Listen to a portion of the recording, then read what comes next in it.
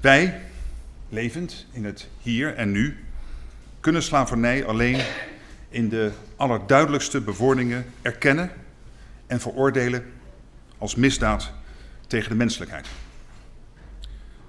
Als een misdadig systeem dat wereldwijd onnoemelijk veel mensen, onnoemelijk veel en groot leed heeft gebracht.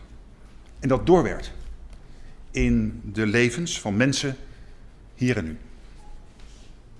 En wij in Nederland moeten ons aandeel in dat verleden onder ogen zien. Daarom is het goed dat we elkaar vandaag in het Nationaal Archief ontmoeten. Hier ligt ons nationale geheugen opgeslagen. Dus dit is de plek voor nationaal gewetensonderzoek. Hier kun je niet om de historische feiten heen.